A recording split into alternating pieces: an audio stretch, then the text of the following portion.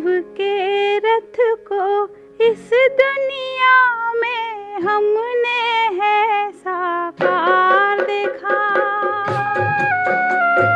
शिव के रथ को इस दुनिया में हमने है साकार देखा।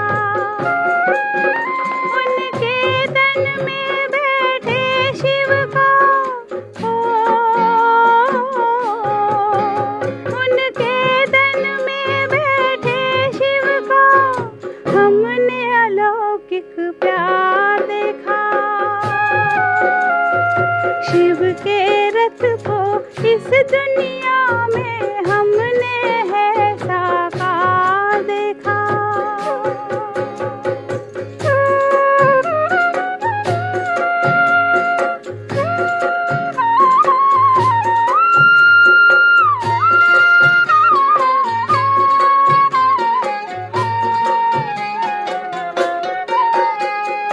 भोली सुरतिया नैन नुरानी, मस्तक में एक चमक रूहानी। भोली सुरतिया हो उनकी अनोखी चमक से हमने देखा है संसार अनोखा। उनकी अनोखी उनके तन में बैठे शिव का उनके तन में बैठे शिव का हमने अलौकिक प्यार देखा। ഓം ശാന്തി. നമുക്ക് നമ്മുടെ ആദരണീയനായ ജഗദീഷ് ഭായിജിയുടെ അനുപമമായ വ്യക്തിത്വത്തിലേക്ക് വെളിച്ചം വീശി തന്നുകൊണ്ടിരിക്കുകയല്ലേ നമ്മുടെ ചക്രധാരി ദീദി.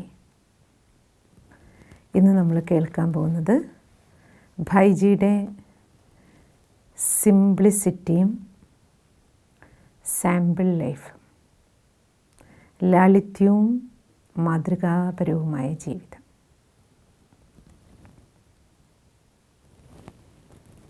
ദീദി പറയണേ, ഭായ് സാബിൻ്റെ മുറിയിൽ അവസാനം, അതായത് ഭായ് സാബ് ശരീരത്യാഗം ചെയ്യുന്നതിന് കുറച്ച് മുമ്പ് ലാസ്റ്റ് കാലത്ത് ഞങ്ങൾ ഒരു സോഫ ഇട്ട് വെച്ചു. അതുവരെ ആ റൂമിൽ ഭായ് സാബിന് ഇരിക്കാൻ ഒരു സോഫയൊന്നും ഉണ്ടായിരുന്നില്ല. പക്ഷേ അത് ഭായ് സാബിന് ഇഷ്ടപ്പെട്ടില്ല. അപ്പം ഞങ്ങളെല്ലാവരും സഹോദരിമാർ പറഞ്ഞു, ഭായ് സാബ് ആരെങ്കിലും വന്നിട്ട് അങ്ങ് താമസിക്കുന്ന റൂം ഏതാണെന്ന് ചോദിക്കുകയാണെങ്കിൽ അങ്ങേ കാണാൻ റൂമിലേക്ക് വരുമ്പോൾ അവർക്കിരിക്കാൻ അവിടെ ഒരു സോഫയെങ്കിലും വേണ്ടേ? ഞങ്ങൾ എന്താ ആ റൂം കാണിച്ചു കൊടുക്കുക? എന്നിട്ട് ആ മുറിയിൽ ഒരു ചെറിയ കാർപ്പറ്റും വിരിച്ചു. ഭായ് സാബ് അത് എടുപ്പിച്ചു. അപ്പം ഞാൻ പറഞ്ഞു, ഞാനിതെടുക്കുകയില്ല. ഇത്രയും ചൂടിൽ, ഡൽഹിയിലെ ഇത്രയും ചൂടിൽ പോലും ഒരു AC-യുടെ പോലും സഹായമില്ലാതെ അദ്ദേഹം ജീവിച്ചു. ഞങ്ങൾ സഹോദരിമാരുടെ റൂമിൽ AC ഫിറ്റ് ചെയ്തതിന് ശേഷം ഞാൻ അദ്ദേഹത്തിനോട് പറഞ്ഞു, അങ്ങയുടെ മുറിയിലൊരു AC ഫിറ്റ് ചെയ്യട്ടെ. അപ്പോൾ അദ്ദേഹം പറഞ്ഞു, എനിക്കിങ്ങനെയുള്ള യാതൊരു സൗകര്യങ്ങളുടെയും ആവശ്യമില്ല. അതായത് അദ്ദേഹത്തിൻ്റെ ജീവിതത്തിൻ്റെ മഹാമന്ത്രം ഇതായിരുന്നു: വ്യക്തിപരമായി ഏറ്റവും ചുരുങ്ങിയ ചെലവിൽ ജീവിക്കുക, ഏറ്റവും കൂടുതൽ സേവനം ചെയ്യുക. ഇതായിരുന്നു ആളുടെ ജീവിത മുദ്രാവാക്യം. തനിക്ക് വേണ്ടി ഏറ്റവും കുറച്ചെടുക്കുക, എത്രത്തോളം കഴിയുമോ കൂടുതൽ സേവനം ചെയ്യുക.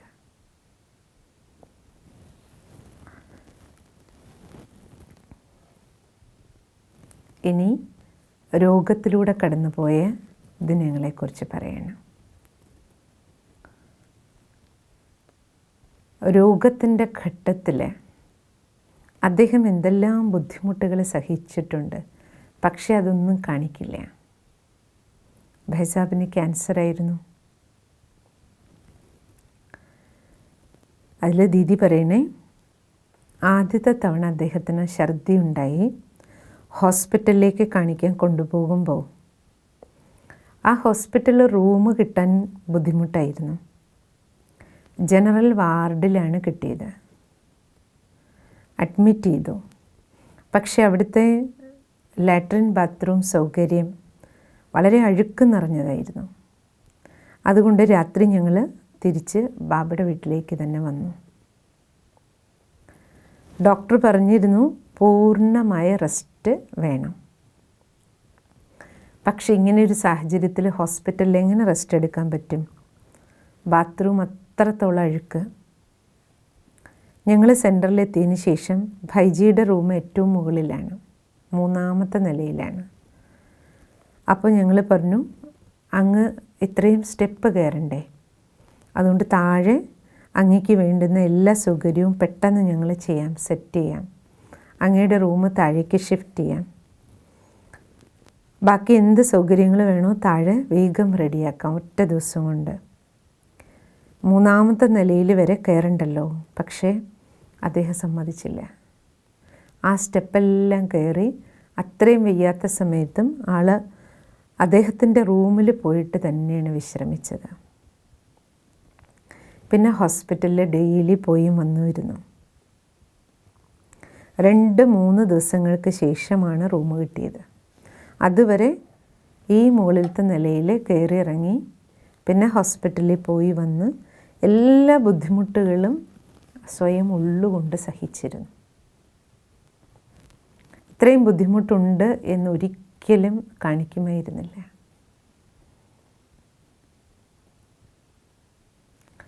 ലാസ്റ്റ് ദിനങ്ങളിൽ അദ്ദേഹം ഗ്ലോബൽ ഹോസ്പിറ്റൽ മൗണ്ട് അബുവിൽ ട്രീറ്റ്മെൻറ്റിലിരിക്കുന്ന സമയത്ത് ഒരു ദിവസം ദീദി പറയണ, ഞാൻ ഭായ് സാബിൻ്റെ അടുത്ത് ചെന്നു. ഗുൽസാർ ദാദി വരാൻ കുറച്ച് ലേറ്റായി. അപ്പം ഞങ്ങൾ സഹോദരിമാരെല്ലാവരും ഉണ്ടായിരുന്നു. അപ്പോൾ ഞങ്ങളെ നോക്കിയിട്ട് ഭായ് സാബ് പറഞ്ഞു, ബാബയെ നമ്മളാരും തിരിച്ചറിഞ്ഞില്ല. അപ്പം ഞാൻ പറഞ്ഞു, ഭായ് സാബ്, അങ്ങ് എത്രയാണ് എഴുതിയിരിക്കുന്നത് ബാബയെക്കുറിച്ച്. എല്ലാവരും ഈ പുസ്തകങ്ങൾ പഠിച്ചാൽ തന്നെ ബാബയെ എല്ലാവരും അറിയുമല്ലോ. അങ്ങനെ ഞങ്ങൾ സംസാരിച്ചുകൊണ്ടിരിക്കുമ്പോഴേക്കും ഗുൽസാർ ദാദിജി എത്തി. അപ്പം ഞങ്ങൾ ഭായ് സാബ് പറഞ്ഞ കാര്യം ദാദിജിയോട് പറഞ്ഞു. അപ്പോൾ ദാദിജി പറഞ്ഞു, ജഗദീഷ് ജി, അങ്ങ് ബാബയെ തിരിച്ചറിഞ്ഞുവല്ലോ. അപ്പം അദ്ദേഹം പറഞ്ഞു, ഇല്ല ദാദി, ഞാൻ ബാബയെ അറിയേണ്ട രീതിയിൽ അറിഞ്ഞില്ല. എത്രത്തോളം ഞാൻ ബാബയെ അറിയേണ്ടിയിരുന്നു അത്രത്തോളം തിരിച്ചറിഞ്ഞില്ല.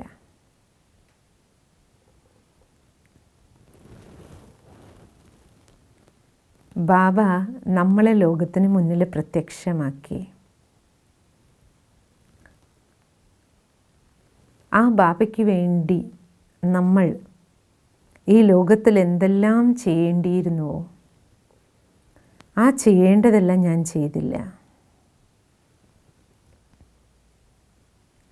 ആ ഭാവനയായിരുന്നു അദ്ദേഹത്തിൻ്റെ ഉള്ളിൽ. ഇത്രയും ചെയ്തിട്ടും അദ്ദേഹത്തിൻ്റെ ഉള്ളിലെ വിചാരം ഇത്രയായിരുന്നു, ഞാൻ ബാബയ്ക്ക് വേണ്ടി ചെയ്യേണ്ടതെല്ലാം ചെയ്തില്ല.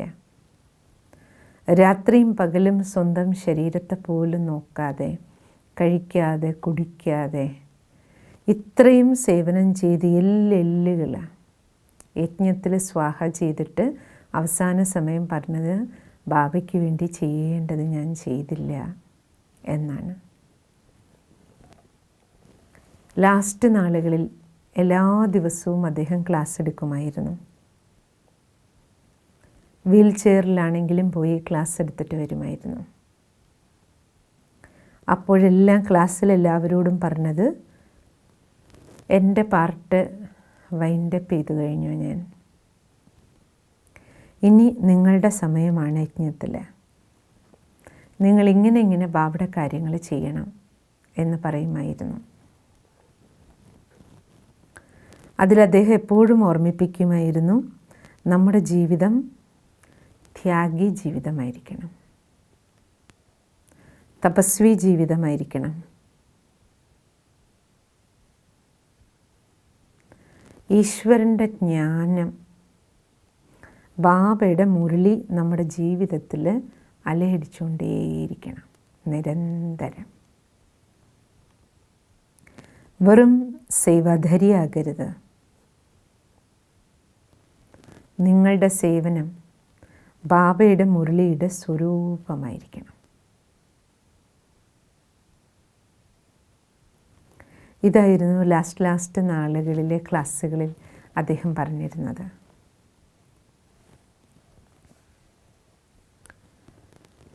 ഹോസ്പിറ്റലിൽ അവസാന നാളുകളിൽ ഗ്ലോബൽ ഹോസ്പിറ്റലിലെത്തിയ സമയത്ത്, ഗ്ലോബൽ ഹോസ്പിറ്റൽ എന്ന് പറയുന്നത് മൗണ്ട് അബുവിലെ നമ്മുടെ ബാബയുടെ യജ്ഞത്തിൽ നിന്ന് ആരംഭിച്ചിരിക്കുന്ന ഹോസ്പിറ്റലാണ്.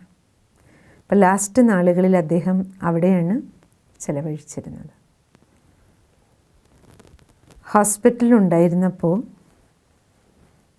അദ്ദേഹത്തിൻ്റെ എല്ലാ പുസ്തകങ്ങളും അദ്ദേഹം എടുത്തിട്ട് വന്നിരുന്നു ഡൽഹിയിൽ നിന്ന്, എഴുതിക്കൊണ്ടിരുന്ന എല്ലാം. ആ സമയത്ത് ലാസ്റ്റ് എഴുതിക്കൊണ്ടിരുന്ന ഒരു പുസ്തകം, അത് അതിൻ്റെ പ്രിൻറ്റിങ് ഘട്ടത്തിലേക്ക് എത്തിയിരുന്നു. പുസ്തകം എഴുതി തീരാറായിരുന്നു. അതുടൻ തന്നെ അദ്ദേഹത്തിന് അറിയാമായിരുന്നു ഞാൻ ഏത് ദിവസവും പോകും. അതുകൊണ്ട് പോണതിന് മുമ്പ് ആ പുസ്തകവും കൂടി പ്രിൻ്റ് ചെയ്ത് കാണണം എന്നുള്ള സങ്കല്പത്തിൽ ആ ഹോസ്പിറ്റലിൽ കിടന്നുകൊണ്ട് തന്നെ ആ പുസ്തകം പ്രിൻ്റ് ചെയ്യിച്ചു. എന്നിട്ട് അതിനുള്ള ഡയറക്ഷൻ കൊടുത്തുകൊണ്ടേയിരുന്നു കിടക്കയിൽ കിടന്നുകൊണ്ട്. അതിൽ അക്ഷരങ്ങൾ എത്ര സുന്ദരമായിരിക്കണം, കവർ പേജ് എങ്ങനെ ഇരിക്കണം, അകത്തെ പേപ്പർ, അത് വളരെ വലിയ പുസ്തകമായിരുന്നു. അതുകൊണ്ട് അകത്തെ പേജുകളെല്ലാം ഒരേപോലെ വേണം. അതുകൊണ്ട് പ്രിൻറ്റിങ്ങിന് എടുക്കേണ്ട പേപ്പർ തന്നെ ആദ്യമേ തന്നെ 1,00,000-ഓളം പേപ്പർ ഒരുമിച്ച് വാങ്ങി വയ്ക്കണം. ഇങ്ങനെ എല്ലാ ഡയറക്ഷൻസും ആദ്യമേ അദ്ദേഹം കൊടുത്തിരുന്നു.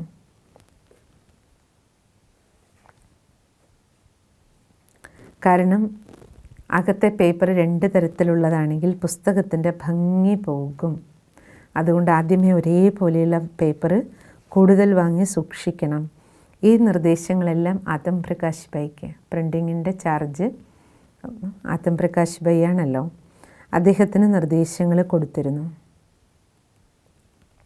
എന്നിട്ടിടയ്ക്ക് ഭായ് സാബ് പറയുമായിരുന്നു, ബാബ വളരെ ധനവാനാണ്, ഈശ്വരനാണല്ലോ, സമ്പന്നനാണ് എൻ്റെ അച്ഛൻ, പക്ഷെ ഞാൻ ബാബയുടെ പാവപ്പെട്ട കുട്ടിയാണ്. എൻ്റെ കയ്യിൽ 5-6-7 ലക്ഷം രൂപ ഉണ്ടായിരുന്നെങ്കിൽ ഞാൻ പുസ്തകം അതിനനുസരിച്ച് മനോഹരമായിട്ട് പ്രിൻ്റ് ചെയ്യുമായിരുന്നു. പക്ഷെ ഞാൻ ധനവാനായ അച്ഛൻ്റെ പാവപ്പെട്ട കുട്ടിയല്ലേ എന്ന് പറഞ്ഞിരുന്നു.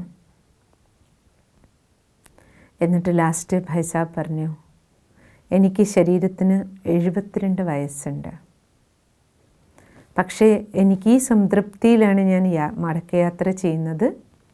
ശരീരത്തിന് 72 വയസ്സിലാണ് ഞാൻ ശരീരത്തിൽ നിന്ന് പോകുന്നതെങ്കിലും ഈ 72 വയസ്സിൻ്റെ ഉള്ളിൽ ഞാൻ 100 വയസ്സിൻ്റെ സേവനങ്ങൾ ബാബയ്ക്കായി ചെയ്തിട്ടാണ് പോണത്. ആ സംതൃപ്തി എനിക്കുണ്ട് എന്ന് പറഞ്ഞിരുന്നു. 100 വർഷത്തിൻ്റെ സേവനം ഞാൻ ചെയ്തിട്ട് പോവാണ്. അന്തിമ ശ്വാസം വരയ്ക്കും ബാബയുടെ പ്രത്യക്ഷതയ്ക്കുള്ള ഏർപ്പാടുകൾ, സേവനങ്ങൾ ചെയ്തുകൊണ്ടേയിരുന്നു ഭായ് സാബ്.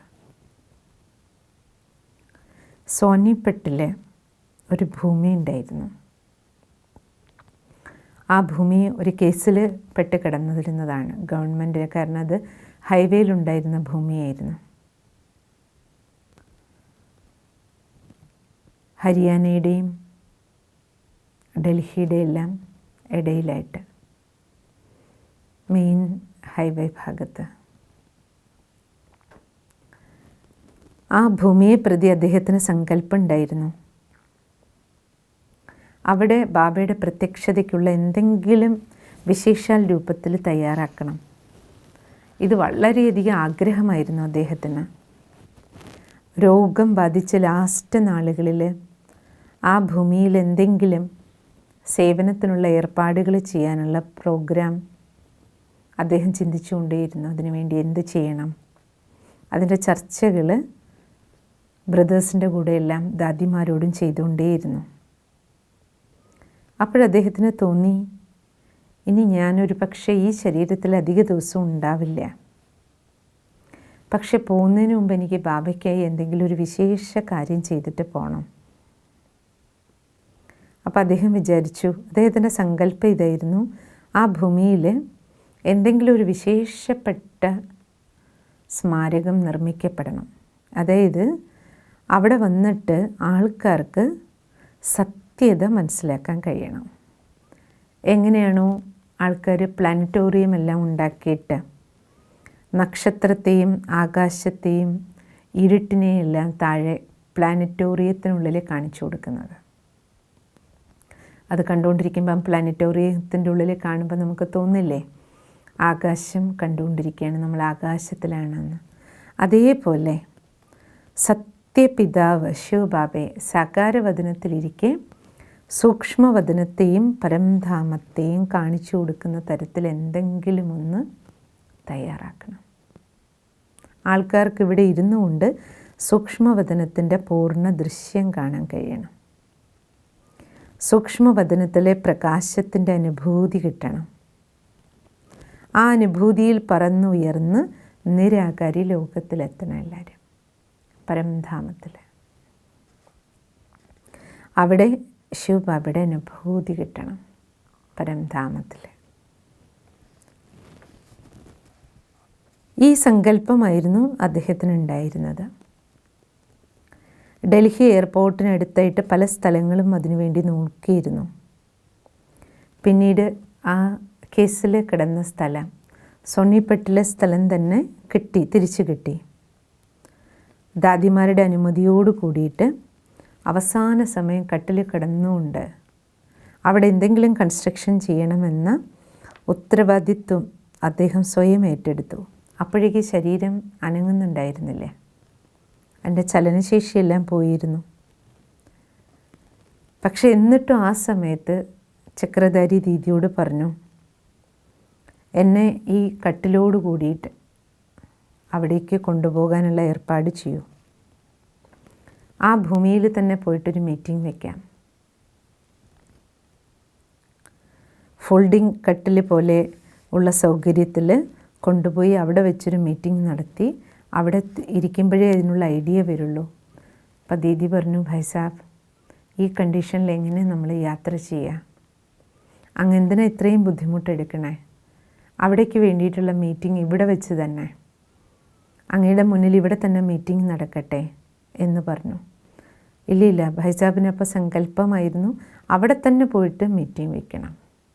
എന്നെ എങ്ങനെയെങ്കിലും അവിടേക്ക് കൊണ്ടുപോകൂ, ആ ഭൂമിയിലേക്ക്.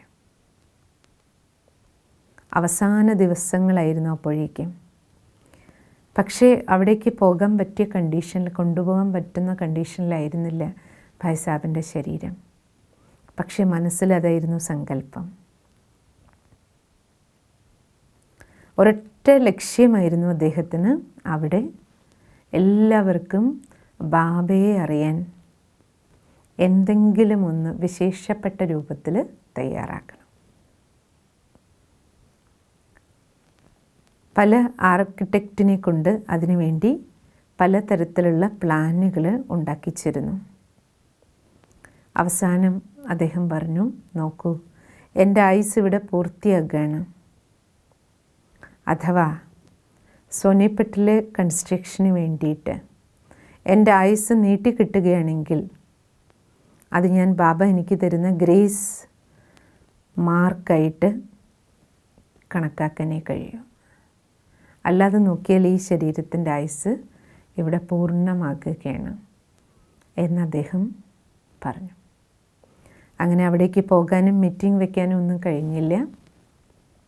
എന്നിരുന്നാലും അന്തിമ ശ്വാസം വരയ്ക്കും സേവനത്തിൻ്റെ ഏർപ്പാടുകളെക്കുറിച്ചുള്ള ചിന്തനം തന്നെയായിരുന്നു. ബാബയെ പ്രത്യക്ഷപ്പെടുത്തണം, ബാബയെ പ്രത്യക്ഷപ്പെടുത്തണം. ഈ ഒരൊറ്റ ചിന്തയായിരുന്നു അദ്ദേഹത്തിൻ്റെ ഉള്ളിൽ. ഗ്ലോബൽ ഹോസ്പിറ്റലിൽ ICUയിൽ കിടന്ന ദിവസം രാത്രി ഏകദേശം 12 മണി വരെ ദീദി പറയണ ഞാൻ കൂടെയിരുന്നു. കാരണം അന്നത്തെ ദിവസം അദ്ദേഹത്തിൻ്റെ കണ്ടീഷൻ വളരെ മോശമായിരുന്നു. എന്തും സംഭവിക്കാമെന്നുള്ള കണ്ടീഷനായിരുന്നു അന്ന്. അപ്പോൾ അത് കാരണം രാത്രി 12 മണിയായിട്ടും ഞാൻ എവിടേക്കും പോയില്ല, ഭായ് സാബിനോടൊപ്പം തന്നെ ഇരുന്നു. 12 മണിയായപ്പോൾ ഞാനൊന്ന് റൂമിലേക്ക് പോയി. പക്ഷേ എനിക്ക് റൂമിൽ കിടന്നിട്ടും ഉറക്കം വന്നില്ല. വീണ്ടും ഞാൻ തിരിച്ച് 1 മണിയായപ്പം ഭായ് സാബിൻ്റെ അടുത്തേക്ക് വീണ്ടും വന്നു. അപ്പോഴേക്കും ഭായ് സാബിൻ്റെ അവസ്ഥ വളരെ മോശമായിരുന്നു, ശരീരത്തിൻ്റെ കണ്ടീഷൻ. പക്ഷേ നിങ്ങൾ കേട്ടാൽ അത്ഭുതപ്പെടും. ഞാൻ റൂമിൽ പോയിട്ട് തിരിച്ചു വന്നപ്പോൾ കണ്ട കാഴ്ച എന്താണെന്നറിയുമോ? ആ പോകാൻ പോകുന്ന സമയത്ത് അതിന് തൊട്ട് മുമ്പ് ആ രാത്രി 1 മണി സമയത്ത് അവിടെ ബാക്കി എല്ലാവരും ഉറക്കത്തിലേക്ക് പോയി. അവിടെ ഒരു ബ്രദർ ക്ലീനിങ് സേവനങ്ങൾ ഹോസ്പിറ്റലിൽ ചെയ്യുന്നൊരു ബ്രദർ ഉണ്ടായിരുന്നു. ആ ഭായിയെ ഭായ് സാബ് കൈ കൊണ്ട് ആംഗ്യം കാണിച്ച് വിളിച്ചു. സംസാരിക്കാനും കൂടി പറ്റുമായിരുന്നില്ല. അപ്പോൾ വിളിച്ചിട്ട് അടുത്തേക്ക് ഇരുത്തിയിട്ട് പേപ്പറും പേനയും എടുത്തിട്ട് വരാൻ പറഞ്ഞു. എന്നിട്ട് ഭായ് സാബ് അദ്ദേഹത്തോട് ചോദിച്ചു, എഴുതാൻ അറിയാമോ ചോദിച്ചു. അല്പമെങ്കിലും എഴുതാൻ അറിയാമെങ്കിൽ ഞാൻ പറയുന്നത് എഴുതാൻ പറഞ്ഞു. അപ്പം ഞാൻ പോകുന്ന സമയത്ത് അടുത്തേക്ക് ചെല്ലുമ്പോൾ സുനിൽ ഭായ് എഴുതിക്കൊണ്ടിരിക്കുകയാണ്. ഭായ് സാബ് വളരെ പതിഞ്ഞ ശബ്ദത്തിൽ പറഞ്ഞുകൊണ്ടിരിക്കുകയാണ്. അപ്പോൾ ഞാൻ സുനിൽ ഭായിയോട് ചോദിച്ചു, സുനിൽ ഭായ് എന്താ ചെയ്തുകൊണ്ടിരിക്കണേ? അപ്പോൾ പറഞ്ഞു, ഭായ് സാബ് എന്നോട് പറഞ്ഞു അല്പമെങ്കിലും എഴുതാൻ അറിയാമെങ്കിൽ ഞാൻ പറയുന്നത് എഴുതി വയ്ക്കൂ എന്ന് പറഞ്ഞു. അപ്പോൾ ഞാൻ ഭായ് സാബിനോട് ചോദിച്ചു, എന്താ എഴുതിക്കുന്നത്? അപ്പോൾ അദ്ദേഹം പറഞ്ഞു, ഒരു പുസ്തകം എൻ്റെ എഴുതിയത് പകുതിയിൽ നിൽക്കുന്നുണ്ട്. അത് പകുതി ആയതുകൊണ്ട് പ്രിൻ്റ് ചെയ്യാൻ പറ്റാതെ നിൽക്കുകയാണത്. ആ പുസ്തകത്തിൻ്റെ പേരാണ് യോഗബലത്തിലൂടെ എങ്ങനെ കുഞ്ഞുങ്ങൾ ജനിക്കും. ആ പുസ്തകം പകുതിയായിട്ട് നിൽക്കുകയാണ്. എനിക്കതിനെ കൂടി പൂർത്തിയാക്കണം. അതിൻ്റെ ബാക്കി പോയിൻ്റുകൾ ഞാൻ പറഞ്ഞു കൊടുക്കുകയാണ് പറഞ്ഞു. അതെഴുതിക്കുകയായിരുന്നു ആ ബ്രദറിനെ കൊണ്ട്. അപ്പം ദീദി പറയണേ, ഇപ്പം നിങ്ങൾക്ക് മനസ്സിലായിട്ടുണ്ടാവുമല്ലോ ഭായ് സാബ് ആരായിരുന്നു എന്ന്. ഇതിലും കൂടുതൽ ഞാനിനി എന്ത് പറയാനാ? ദീദി അവിടെ നിർത്തുകയാണ് പറഞ്ഞ് ഭായ് സാബിൻ്റെ കൂടെയുള്ള അനുഭവങ്ങൾ.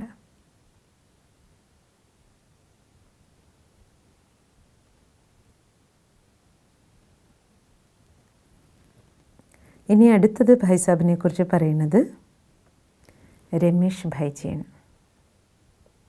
ബോംബെയിലെ രമേഷ് ഭായിജി. രമേഷ് ഭായിജി നിങ്ങൾക്കെല്ലാവർക്കും സുപരിചിതനാണല്ലോ. രമേഷ് ഭായ് പറയണേ, നമ്മുടെ എല്ലാവരുടെയും അതിപ്രിയങ്കരനായ ഭ്രാത ജഗദീഷ് ജി വളരെ അനുഭവിയും സർവവേദശാസ്ത്ര പണ്ഡിതനും സർവധർമ്മഗ്രന്ഥങ്ങളെക്കുറിച്ച് പഠിച്ചിരുന്ന വിദ്വാനുമാണ്. ഈശ്വരീയ ജ്ഞാനത്തിൻ്റെ ആഴങ്ങളിലേക്ക് സഞ്ചരിച്ച് അത് മറ്റുള്ളവർക്ക് പകർന്നു കൊടുക്കുന്നതിൽ വളരെ സമർത്ഥനായിരുന്നു അദ്ദേഹം. അദ്ദേഹത്തിന് സമൂഹത്തിൻ്റെ വിഭിന്ന തലങ്ങളിൽപ്പെട്ട മനുഷ്യരെക്കുറിച്ചും കാര്യങ്ങളെക്കുറിച്ചും അതിഗഹനമായ അനുഭവമുണ്ടായിരുന്നു. അദ്ദേഹത്തിൻ്റെ എഴുത്തുകൾ, പുസ്തകങ്ങളിലൂടെ ബാബയുടെ ജ്ഞാനത്തിൻ്റെ അതിനിഗൂഢ രഹസ്യങ്ങളെ വളരെ യുക്തിപൂർവം, ആഴമാർന്ന ജ്ഞാനത്തിൻ്റെ രഹസ്യങ്ങളെ പ്രത്യക്ഷമാക്കുന്നതിൽ വളരെ മിടുക്കനായിരുന്നു അദ്ദേഹം. അദ്ദേഹത്തിൻ്റെ പെരുമാറ്റം എപ്പോഴും വളരെയധികം സ്നേഹം നിറഞ്ഞതായിരുന്നു. ഞാൻ 1952 ഈശ്വരീയ ജ്ഞാനത്തിൽ സമ്പർക്കത്തിൽ വന്നത്. അപ്പോൾ മുതലേ ജഗദീഷ് ഭായിയുടെ പേര് ഞാൻ കേട്ടിട്ടുണ്ട്. 57 ബ്രഹ്മബാബ ജഗദീഷ് ഭായിജിയെ ബോംബെയിലേക്ക് വരാൻ പറഞ്ഞു. അദ്ദേഹം ബോംബെയിലേക്ക് വരികയും വന്നതും ലൗകിക് രീതിയിൽ ഗീതാജ്ഞാനത്തിൻ്റെ പണ്ഡിതന്മാരുടെ ഒരു പ്രോഗ്രാം വയ്ക്കുന്നതിന് വേണ്ടിയിട്ടുള്ള സേവനത്തിൽ മുഴുകി. അപ്പോൾ മുതൽ എന്നെയും ആ ഈശ്വരീയ കാര്യങ്ങളിൽ പങ്കാളിയാക്കി. അന്ന് ഞാൻ കേവലം ബാബയുടെ കാര്യത്തിലൊരു സഹയോഗി മാത്രമായിരുന്നു, ജ്ഞാനി യോഗിയായിരുന്നില്ല. കാരണം ഭായ് സാബിൻ്റെ, രമേഷ് ഭായിയുടെ അമ്മ ബാബയുടെ പക്കാ കുട്ടിയായിരുന്നു. അതുകൊണ്ട് ബ്രഹ്മബാബ ബോംബെയിൽ വരുമ്പോഴെല്ലാം ബാബയ്ക്ക് വേണ്ടുന്ന സഹയോഗം ചെയ്തു കൊടുക്കുക ഒരു സഹയോഗി മാത്രമായിരുന്നു ആ സമയത്ത് രമേഷ് ഭായ്. പക്ഷേ ആ സമയത്ത് ജഗദീഷ് ഭായിക്ക് ഈശ്വരീയ കാര്യങ്ങളിലുള്ള അദ്ദേഹത്തിൻ്റെ അകമഴിഞ്ഞ താല്പര്യം കണ്ട് എനിക്ക് അത്ഭുതം തോന്നി. ആ സമയത്ത് ഈ വിശേഷ സേവനത്തിൽ ഗീതാജ്ഞാനം ആർജിച്ച പണ്ഡിതന്മാരുടെ വിശേഷ പ്രോഗ്രാമിൽ സേവനത്തിൽ എന്നെയും ചേർത്തു. എല്ലാ റിലീജിയസ് ലീഡേഴ്സിൻ്റെയും സേവനങ്ങൾ എങ്ങനെ ചെയ്യും, അത് ഞാൻ അദ്ദേഹത്തിൽ നിന്നാണ് പഠിച്ചത്. എന്നിട്ട് ഞാൻ അദ്ദേഹത്തോട് ചോദിച്ചു, ഭായിജി, ഞാനൊരു BK ഒന്നും അല്ലല്ലോ, എന്നിട്ട് അങ്ങ് എന്തുകൊണ്ടാണ് എന്നോട് ഇത്രയും സ്നേഹത്തോടു കൂടി പെരുമാറുന്നത്, എന്നെ ഈശ്വരീയ സേവനങ്ങളിൽ പങ്കാളിയാക്കിയിരിക്കുന്നത്? അപ്പോൾ അദ്ദേഹം പറഞ്ഞു, ഇതും ബ്രഹ്മബാബയുടെ ആജ്ഞയാണ്. ബാബ എന്നോട് പറഞ്ഞിട്ടുണ്ട് താങ്കളോടൊപ്പം ബാബയുടെ ജ്ഞാനത്തിൻ്റെ ചർച്ചകൾ ചെയ്യണമെന്ന്, ഈശ്വരീയ സേവനങ്ങളിൽ പങ്കാളിയാക്കണമെന്ന്.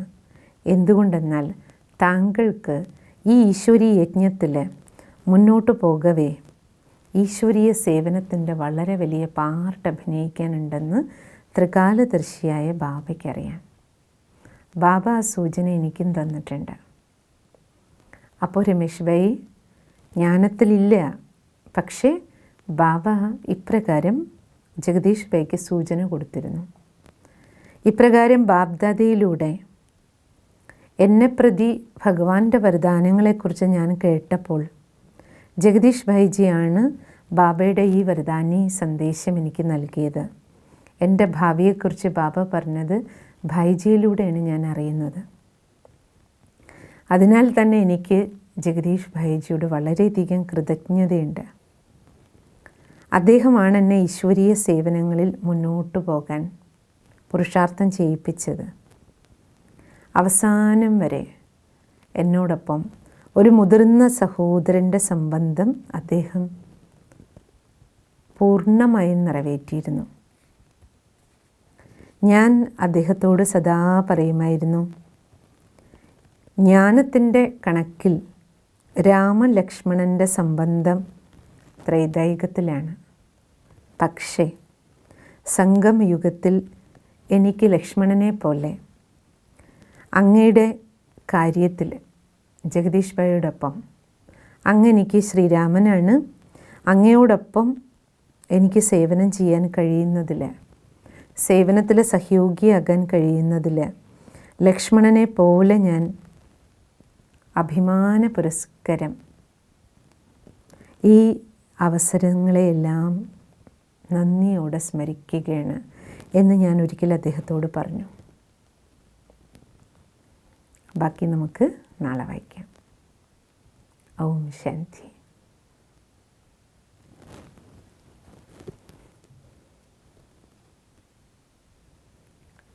ഇന്നെന്താണ് വിശേഷ പാഠം കിട്ടിയത്? ബാബയുടെ ഓർമ്മയിലിരിക്കുമ്പോൾ ആ ഓരോ പാഠങ്ങളും സ്മരിച്ചുകൊണ്ട്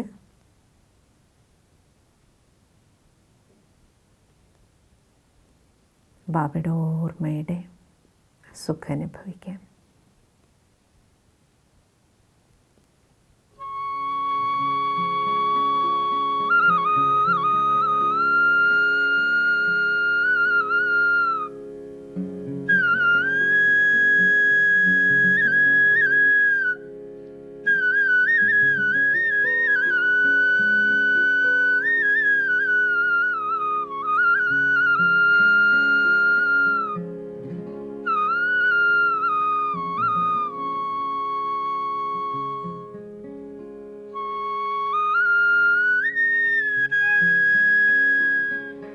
शिव के रथ को इस दुनिया में हमने है साकार देखा. शिव के रथ को इस दुनिया में हमने है साकार देखा. उनके तन में बैठे शिव का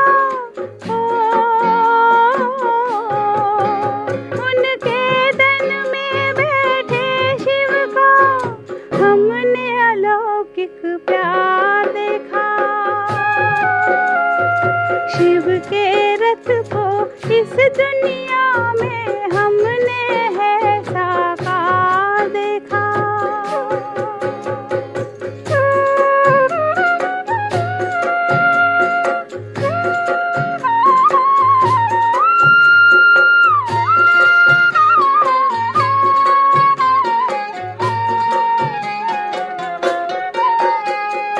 भोली सुरतिया नैन नुरानी, मस्तक में एक चमक रूहानी. भोली सुरतिया हो, उनकी अनोखी चमक से हमने देखा है संसार अनोखा. उनकी अनोखी उनके तन में बैठे शिव का उनके तन में बैठे शिव का हमने अलौकिक प्यार देखा. शिव के रथ को